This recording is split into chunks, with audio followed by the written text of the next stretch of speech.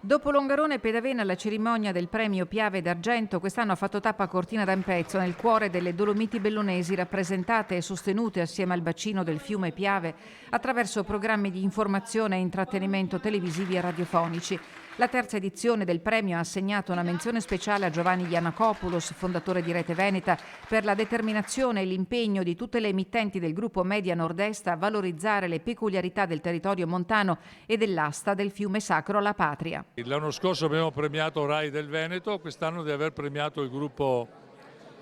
Media Nord-Est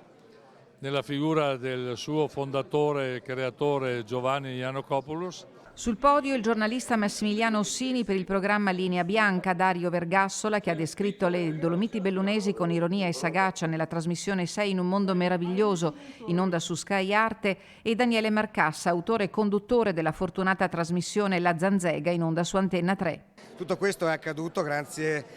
ad Antenna 3, grazie al gruppo editoriale che mi ha appoggiato in questi anni e che ha permesso che un piccolo programma abbia ottenuto risultati davvero così importanti e ha permesso a tanta gente del Triveneto di conoscere paesi, culture che sicuramente altrimenti non avrebbe mai avuto modo di approfondire. Voluto dall'Associazione Casa d'Europa Dolomiti e dal suo primo presidente, il compianto Massimiliano Pachner, il premio è nato in piena pandemia e pur tuttavia ha riscosso crescente successo grazie all'impegno degli associati e al supporto delle istituzioni, degli enti locali e delle imprese del territorio. Un territorio fragile, quello della montagna, che rischia di essere abbandonato. C'è uno spopolamento che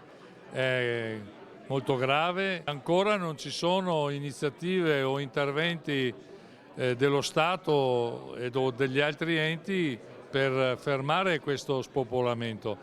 e quindi c'è il rischio di lasciare una montagna bellissima, Dolomiti bellissime, senza abitanti. Questo non è una cosa fasulla, ma da qua a altri 100 anni potrebbe accadere anche questo.